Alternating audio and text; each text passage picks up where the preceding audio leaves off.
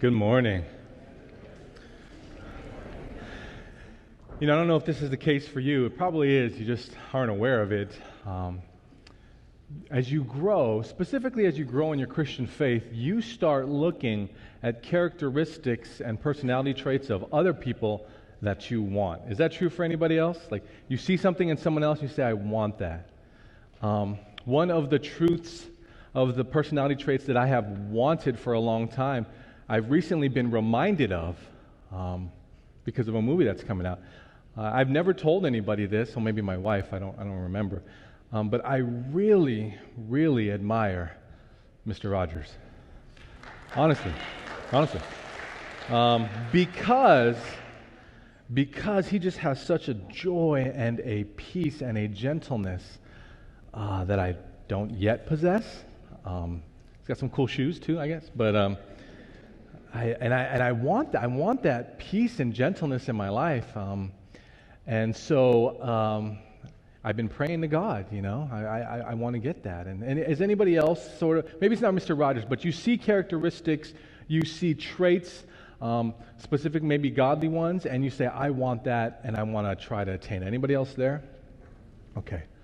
Where is bravery and courage on that list? Anybody praying for bravery and courage as well? Or are you already there? Okay. This makes this story a little easier. I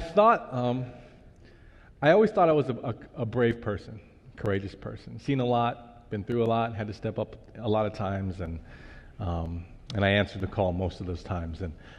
But in 2009, I had a surgery. It was to remove my right kidney that had a tumor in it that was cancerous. It was attacking me. It was very bad. And so I'm in the right place. I'm in a hospital. And I check in the morning, and I'm wearing a hospital gown. And my wife is there, and one of my mentors who's a pastor is there. They're praying with me, and they're comforting me, and out of nowhere, my eyes started leaking. It was not something I planned, and I couldn't understand why. Well, I had this anxiety in me about the impending operation, about the procedure, about this new life as a cancer patient, about everything, and I started to weep. And the doctors were surprised. They see this big guy, right? Are you crying? And he didn't say it like in a mocking way, just really surprised. Are you crying? I'm okay. The pastor comes and prays with me as I go through this anxiety of the impending operation. And I was shown something about myself that day that I actually wasn't as brave as I thought I was, right? And that's okay. I can humbly say that because they gave me meds after, and it helped a lot. But how many of us would like more courage in tough situations, right? And how do you get it? Is courage do you have courage going into the tough situation, or is courage itself going into the tough situation? I don't know, right? There's a famous quote, a child asking his dad, Dad, how can I learn to be brave if I'm scared? And the dad goes, well, that's the only time you can be brave, son, is when you're scared, right? So how many of us would like a little more bravery? Well, we're going to read a story today about a boy who showed some significant bravery. It's a very famous story, David and Goliath. It's referenced in the big versus the little, like maybe in sports, maybe in corporate takeovers. It's so well known, David and Goliath. And there's some background here I want to tell you as we get into it. Number one, there's some discrepancy as to when exactly this account takes place.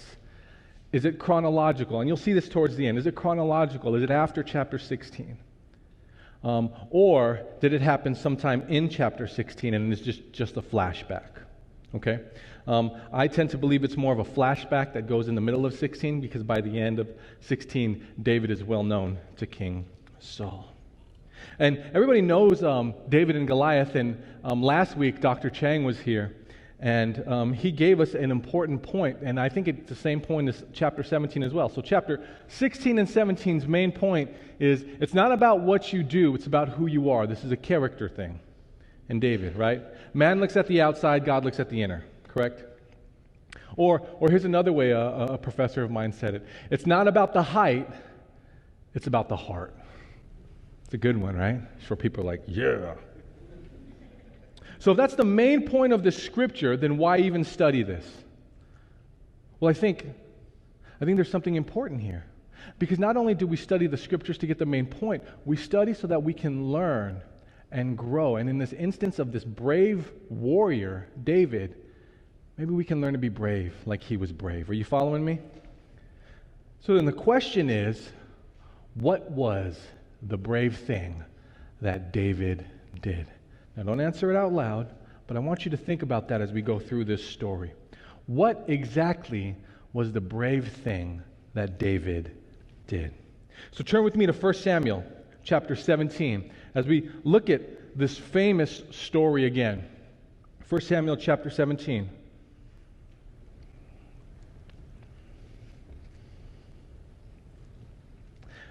Now, the first 3 verses of 1 Samuel chapter 17 are just background. And you've heard it before. It's history repeating itself, to reference an old sermon, right? The Philistines are raising up in battle again.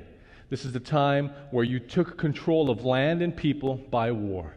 And the Philistines are at the gates again. And so they're encamped around the Israelites. Verse 3, the Philistines stood on the mountain on the one side while Israel stood on the mountain on the other side. We call that a face-off, okay? With a valley between them. But then something different happens, something that's never happened before, something that's not typical of ancient Near East Israel army. Okay, so this had to be something that was imported in by the Philistines from the west. Verse 4, then a champion came from the armies of the Philistines named Goliath from Gath. So champion means soldier, champion means a warrior, but one person comes forth, and his name is Goliath, and he's from Gath. Now, this is important. Why does the author reference the city of Gath? Well, if you remember, Joshua did a lot of conquering the Near East for the Israelites to live in, the Promised Land. But one city that was never conquered was the city of Gath. And we're going to see why. Because this champion here represents the people of that city. So the Philistine named Goliath from Gath, whose height was 6 cubits and a span. Any carpenters in there? 6 cubits and a span? Yeah, it means nothing to you. 9 feet tall. Okay? He was 9 feet tall. Verse 5, he had a bronze helmet on his head, and he was clothed with scale armor which weighed 5,000 shekels of bronze, 125 pounds. You know, they have those vests now that people who are into fitness, they can put these vests on, and then they put plates in them to weigh them down during their workouts and such. And that's crazy to me. I've got enough weight here that I don't need a vest. But people do it. This guy goes to war, and the thing to protect him is 125 pounds. Crazy. He's a big dude. He also had bronze greaves on his legs, those are like shin protectors, and a bronze javelin slung between his shoulders. The shaft of the spear was like a weaver's beam, and the head of his spear weighed 600 shekels of iron, 25 pounds. The tip of the spear weighed 25 pounds. You guys getting me? Goliath's a big, strong guy, okay? He's the biggest and the strongest, okay? His shield carrier also walked before him. So not only does he have all this armor, not only does he have this huge weaponry, he's taller than most people have seen. Gath is a city that is inhabited by giants. He's also got a shield bearer with him. It happened sometimes in battle if you were an important person. And think somebody carrying around a shield for this giant is basically carrying around a picnic table. Okay? Right? So he's got to be big too. It's basically those long tables out in the info center. And he holds it upright, and he's got to kind of just be in front of, as they throw spears or something at each other, right? right? And that's his job. So this is the man who comes to challenge, and this is what he says. Verse 8, he stood and shouted to the ranks of Israel, and he said to them, "Why do you come out to draw up in battle array? Am I not a Philistine, and you servants of Saul? Choose a man of yourselves and let him come down to me. If he's able to fight with me and kill me, then we will become your servants. But if I prevail against him and kill him, then you shall become our servants and serve us." Okay, so he has this challenge come out. Again, this isn't the way battles were done before. This is kind of new. And what does he say? These guys don't need to die. Your guys don't need to die. We've had a lot of wars. We've had a lot of battles. Just two. 1 versus 1. One person's not going to make it, and then that'll decide the war. What's the problem here? He knows he's the biggest and strongest. Okay? This is like you pulling up in your souped-up GT Mustang and me pulling up in a go-kart or a riding lawnmower, right? And you say, "Let's race. Whoever gets it gets your house," right? It's unfair, right? So he issues this challenge. Verse 10, again the Philistine said, "I defy the ranks of Israel. Give me a man that we may fight together." When Saul and all of Israel heard these words of the Philistine, they were dismayed and greatly afraid. They were dismayed and greatly afraid. Why? This is a battle you cannot win. If we go to war, maybe I can get to Goliath, right? Maybe there'll be some collateral. Maybe he's not looking, right? Maybe you can get to him from the side or something. But if we go one-on-one, who is going to beat him? No one. And so the people were afraid. Why? Because they just lost. They just lost. It's over for them. Verse 12, a little scene change here from the author. Now David was the son of the Ephrathite of Bethlehem in Judah, whose name was Jesse. And he had 8 sons. And Jesse was old in the days of Saul, advanced in years among men. The 3 older sons of Jesse had gone after Saul to the battle. That was typical.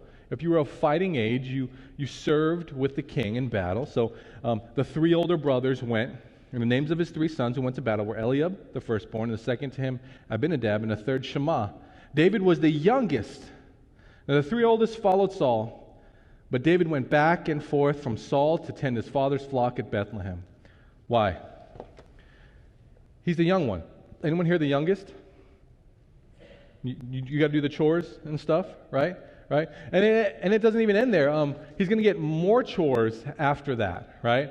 But if you remember in verse 16, he was so young, so short, so small. He was an afterthought that they didn't even consider him to be one of the ones who would be anointed, right? Like he's in the field. Like that's not the one you want. You want the big. You want the old one, right? You want the strong one. But this is what continues to happen. The Philistine, verse 16, came forward morning and evening for 40 days and took his stand. So you're at one side of a valley. You're on one mountain, their army's on another. And every day, this imposing figure comes out and says, "Who's got the courage? Who's it going to be?" Now remember, even if one person had the courage, you would still have to convince the king. Do you know why? If you lose the kingdom. So the king has something to lose as well, right? And who's supposed to answer this call? Maybe the tallest, maybe someone who's head and shoulders taller than everyone else. And that would have been King Saul, right? Right? And yet, after 5 days, no answer. 10 days, no answer. 15 days of being afraid, wishing they had the courage, no answer. 20, 25, 30, 35, 40 days, over a month, this Philistine comes out in battle gear and says, "What's it going to be, cowards? Who's going to step up?" See why courage is important? Okay, so that's what's going on. Then Jesse said to David, his son, "It's time for chores. I want you to take your brothers this roasted grain and these 10 loaves and run them to the camp of your brothers. Bring also these 10 cuts of cheese to the commander of their 1,000. He's basically saying, take them lunch, right? You know why? Because you're young, and because I told you so, right? Which is something that kids need to learn, right? I told you. Why? Because I told you so. Go. He's young. He's doing chores. Take it to the battlefield. So David listens to his dad. I'm going to take lunch and this little treat for the commander to them. Verse 19, for Saul and they were all men in Israel in the valley of Elah fighting with the Philistines. Chapter 20. David rose early in the morning and left the flock with the keeper and took the supplies and went as Jesse his dad had commanded him. And he came to the circle of the camp where the army was going out in battle array, shouting the war cry.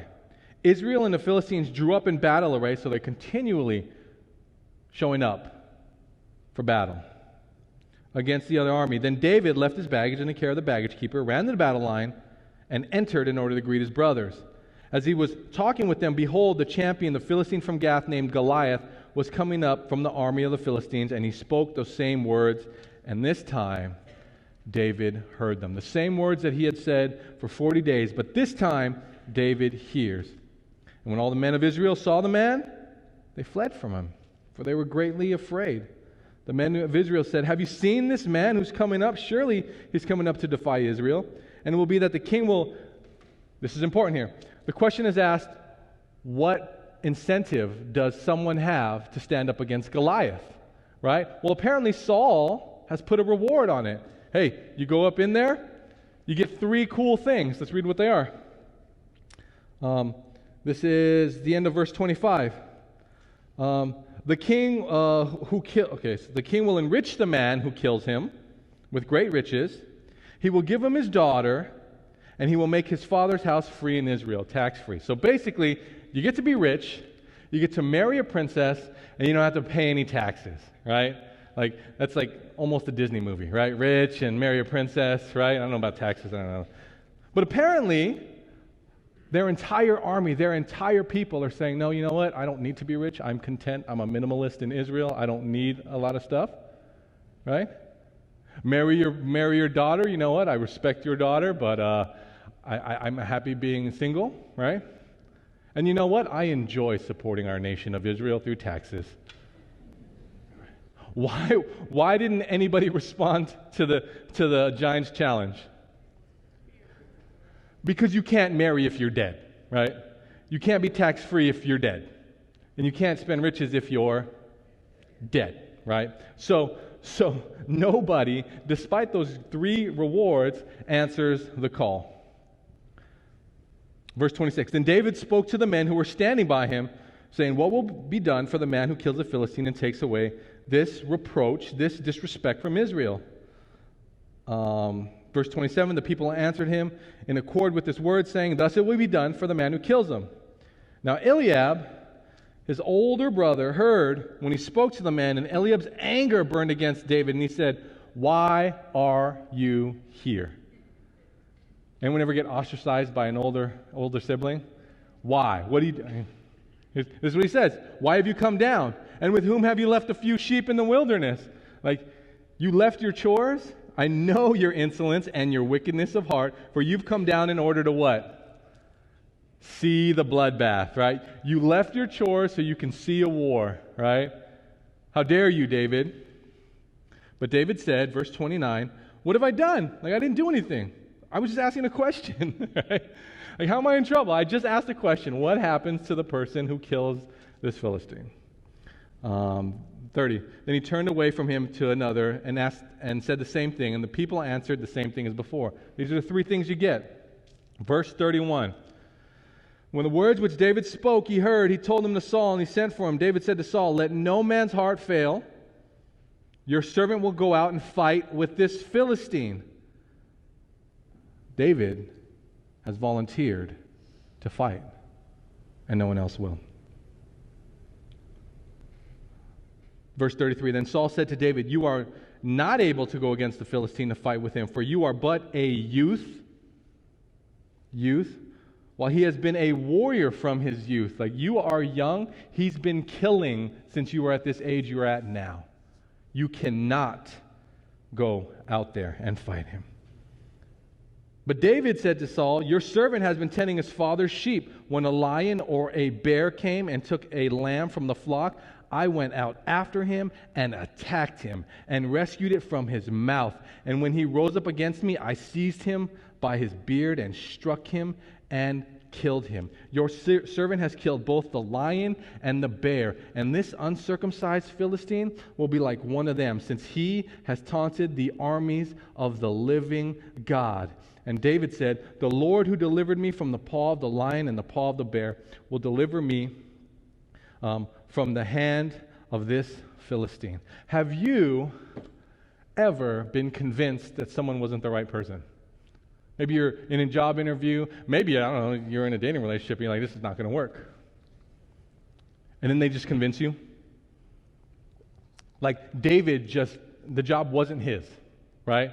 Thank you, don't call us, we'll call you, we'll put your resume on file. All those death notices, right? When you're in a job interview. And then he just said something with such conviction that he convinced the king, who should be out in the field himself, correct? The king should have been out there, but he convinced the king that it is me who needs to go out there. I'm young, he's old, he's a killer, I'm a shepherd, but I'm the right person to be out there. And there's an important idea here, guys. Why did David bring up the fact of the lion and the bear? Well, there's an idea that's being taught to us from the Bible. It's not the main point, but here's an important idea. That when you're faithful with the little things, you can be prepared for the big things when they come up. You see what I'm saying? If David said, there's a lion, there's a bear, there's like they got my sheep, whatever, we got a bunch of sheep, Dad, I'm not getting in there, then he wouldn't be prepared for this battle, correct? But because he was faithful in the little things, he was able to stand when it was time. And there's an idea there that we should believe in too. Sorry, I lost my place. So he convinces Saul to let him fight. And in Luke 16:10, David was faithful in the little things, and God was preparing him for a bigger event. Just like this scripture in which Jesus told us a parable. And he said, he who is faithful in a very little thing is faithful also in much. And he who is righteous in a very little thing is also righteous also in much. Sometimes it's not the war. It's not the battle that shows your faithfulness and your bravery. Sometimes it's the little thing. And so my courage to you all is look for that. Be faithful in the time of the little thing. Okay. All right. So here we go. We're in verse, let's finish this now. The end of verse 37. And Saul said to David, go, and may the Lord be with you, which is, of course, what you say to a boy who's about to die in battle. But Saul had something to lose too, right? So David had to convince Saul of something and Saul had to have seen something in him. Then Saul clothed him with his garments and put a bronze helmet on his head, and he clothed him with armor. David girded his sword over his armor and tried to walk. Remember, Saul is taller and bigger and stronger than most everyone in Israel. David's a boy. David said to Saul, I cannot go with these, for I have not tested them. Basically, they don't fit. I can't move. And David took them off. He took his stick in his hand and chose for himself 5 smooth stones from the brook and put them in the shepherd's bag, which he had, even in his pouch. And his sling was in his hand, and he approached the Philistine. He went with what he had. What he had in the field, a shepherd's stick, a sling, stones. People have said, well, what was the 5 smooth stones? Was it, I don't know. I think it was a handful of stones, right? I don't know why he chose 5, but I think he just grabbed a bunch of stones. Verse 41. Then the Philistine came and approached David with a shield bearer in front of him. Remember, somebody has got a picnic table in front of him. When the Philistine looked and saw David, he had disdain for him, for he was but a youth. He was ruddy with a handsome appearance. And the Philistine said to David, am I a dog? Am I a dog that you've come at me with sticks? And the Philistines cursed David by his gods. The Philistine also said to David, come to me, and I will give you your flesh. I will give your flesh to the birds of the sky and the beasts of the field. Vultures are going to eat you. Hyenas are going to eat you. Your dead carcass, because I'm going to kill you here, is what he's saying to this boy. Then David said to the Philistine, you come to me with a sword, a spear, and a javelin, but I come to you in the name of the Lord of hosts, the God of the armies of Israel, whom you have taunted. This day the Lord will deliver you up in my hands, and I will strike you down and remove your head from you. Whoa, kid, whoa. Whoa. I can almost, he started it. I mean, he said he was going to feed me to animals. And I will give the dead bodies of the army of the Philistines this day to the birds of the sky and the wild beasts of the earth, and all the earth may know that there is a what? In Israel. And that all this assembly may know that the Lord does not deliver by sword or by spear, for the battle is the Lord's, and he will give you into our hands. So there's a scene in this movie Braveheart where Mel Gibson, he's all painted up, and he goes, they go, where are you going? He goes, I'm going to pick a fight, right? And then the other guy goes, we didn't get dressed up for nothing. You guys know what I'm talking about? YouTube it, it's funny. David is basically saying, I'm going to go pick a fight, right? Like, I didn't get dressed up for nothing, okay? And so he's going to go meet Goliath in the field. Then it happened, verse 48. When the Philistine rose and came and drew near to meet David, and David ran quickly toward the battle line to meet the Philistine. Question: do you think anyone ever ran to quickly meet Goliath in the battle line? No. I think that the giant is surprised right now. And maybe he's yelling at his shield bearer, get in position, he's coming, right? Or maybe he's laughing, right? Stupid kid, right? I'm going to kill him with my javelin that has a 25-pound spear's edge. It's over. But David runs towards him. And David put his hand into his bag, took a stone from it, and slung it. This is what I think happened. According to scholars, okay, heard this, that battle, the way that the Philistine thought was going to happen was face to face, you throw spears at me, we throw stuff at each other, I've got a big picnic table, like I'm going to kill you, right? David understood something different as far as battle goes. Anyone here know anything about range? Range. Okay, range. Range from everything from, I don't know, kicking a field goal, like they put that line in there and go, this is the field goal kicker's range, right? If you've ever been in any type of military, right, you know that there's range for each weapon. Well, David understood that if you have a 25-pound spear, you could be the strongest man in the land, but you still got a range, right? And so what scholars believe David did was he started running the perimeter of the field. And the armor bearer is going like, where is he? Right? I lost him. Right? And then when he's out of Goliath's range, he reaches back and does what he's always done. He winds up his sling. And the sling has more range, right? Same way he's killed a lion and he's killed a bear. And he slings the stone towards the giant.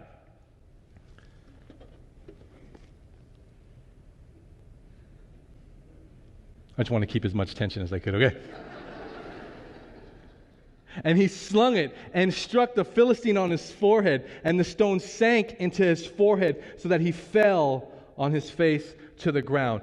After David slung the rock, scholars believe that he started running towards the giant. Because remember, he's out of range, right? But to do what he was doing next, he had to be sprinting towards him, okay? So this is what happens next. On the ground, 50. Thus David prevailed over the Philistine with a sling and a stone, and he struck the Philistine and killed him. But there was no sword in David's hand. And David ran and stood over the Philistine and took his sword, drew it out of his sheath, and killed him, cut off his head with it. Now, if you're the shield bearer at this point, what do? Yeah, you update your resume, right? You're gone. You're gone. Because a kid did what no adult had ever done. You don't know what to do. Right? David goes, cuts off his head with his own sword. When the Philistines saw that their champion was dead, they fled. They fled. And this is what's funny right here, 52 to 54. The men of Israel and Judah arose and shouted and pursued the Philistines as far as the valley of the gates of Ekron. And the slain Philistines lay along the way of Sharim, even to Gath and Ekron. The sons of Israel returned from chasing the Philistines and plundered their camps. All of a sudden, the soldiers were brave. Why? Why did the Philistine army flee and the Israeli army get brave? Israel and Judah. Why did they get brave? Why did you've got a picnic basket-sized shield, he's got a sling, just do that, right, to the kid, and he's done. Here's why. They realized that day that something else was in the field. Are you following me? Remember, atheism doesn't exist at this point. They believe that their gods, your gods. And when Israel and Judah saw the bravery of this little boy, they knew God is with us. And so they chased, yeah, you better stay away. 40 days they were afraid. And then they came back and, oh, this is my stuff now, because they plundered their camp, right? There's a nice sleeping roll, it's mine now. Tent, mine, right? Sometimes someone else's bravery can give you bravery, right? Right?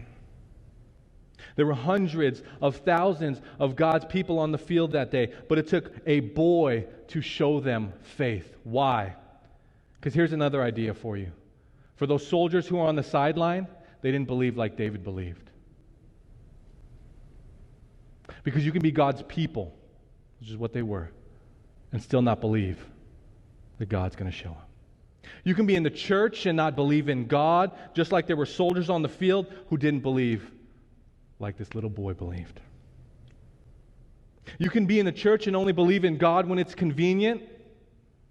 Like I believe in God when the sun is shining and the birds are singing. It's like a Disney movie. I don't know, second Disney reference.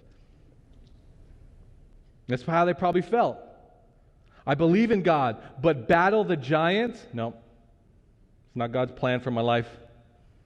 It's not God's will. And it took a boy to show him what real faith is. Or you can have the bravery that David had. So what was the brave thing that David did? What was the brave thing that David did? It had to be that he took the field when no one else did, right? I mean, that's pretty brave. I mean, can we just say that that's pretty brave? But that's not it. The brave thing that David did was not in taking the field. David's bravery was believing that God would show up when no one else in his country believed that he would show up. You following me? How many times did he say, God will deliver me? Right? This person who doesn't believe, he used the term uncircumcised Philistine, but God will be there. And none of you soldiers believe that, is what he said. None of the soldiers. And so it took a youth to go out there and show that he believed God more. He believed that God would show up when no one else believed. And that is the fearless faith that marks a Christian. And that's what I want. How many of you want that? I see myself as one of those soldiers. I mean, I got kids, I got a wife, I got a lot to live more. I'm a rationally thinking, right? Like you, like, oh, what's going to happen to me, my kids? But David had a fearless faith in God, and that's the main point. Is what do we need to learn from this? What do we want?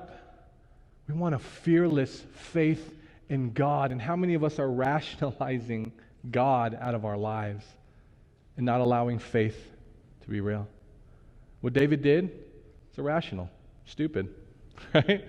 Right? They probably thought, oh, this kid's dead. Now we're going to work for the Philistines, right? But David believed in God. And he had a fearless faith in God. And God calls us to have a fearless faith in him. Do you believe that? He's shown it. Matthew 14, 28 and 29.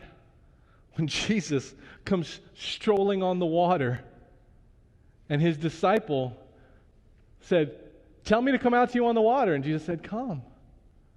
And then Peter, what? He did it. He had that fearless faith. He had that fearless faith that David had. And then he said, oh, this is irrational. Like, I'm walking on water right now. And then he sank. But we're called to do this. We're called to believe God. We're called to walk on water. So my question is, when no one else will believe, will you believe like David did? The application is believe when no one else does. Believe when no one else does. Not with a rational belief. Like, irrational, like it's 100 degrees, I'm going to wear a coat irrational, okay? Like, will you believe when no one else does? Students, when the school system mocks your faith to the point of mythology, like God loves you, that's cute, like the unicorns and like Santa Claus and stuff. They mock your faith to the point of mythology. And everyone on campus has abandoned the true faith. Will you believe in God? Will you be brave in your faith? Adults, as secularism is the accepted norm in the world around us, and it mocks the idea of God Himself when they say, you can have all the perks of morality and you don't need to believe in God. And your friends and your family tell you things like that was fun. That was fun when we were kids to believe that. Jonah, whale, that's fun. But that's not real. Adults, will you believe when no one else does? Seniors, there was a study in the UK in the 2000s that showed that people in the UK, as they got older, were walking away from the faith. Why? Well, the reason they said is medical situations. Like, how could the good God allow this to happen to my friends and my family? Being at the end and having experienced a lot, they said, how could God? And they said, I'm walking away, and pastors walking away from the faith. But seniors, as you continue to live in this world, will you have a fearless faith like that little shepherd boy showed us? That's what we're called to have. We're called to be fearless in our faith. So as we finish the story here, 55 through 58, the end of this chapter here, David brings the head around everywhere. I mean, why? That's how I know he was a youth, right? That's how I know he was a youth. He's bringing this giant bowling ball of a head around everywhere.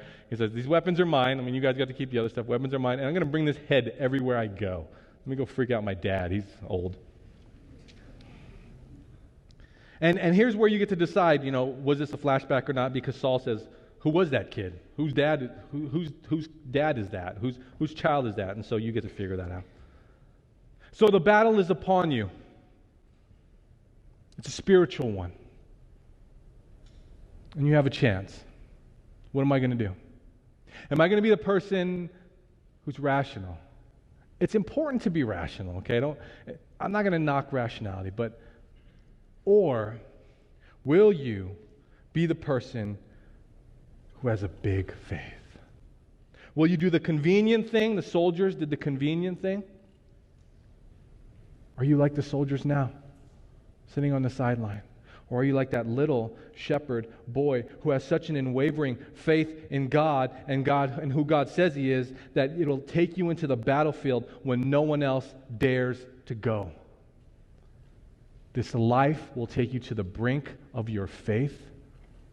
It'll take you into situations where you need to know that God is with you. Am I wrong? And when those times come, that's when you have the opportunity to be brave. So you want courage like David? Believe in God. You want bravery like the shepherd boy? Believe that God is who He said He is. And when the world around you says, God's not going to show up, do you have the faith to be fearless and have a fearless faith in God? I hope that you do.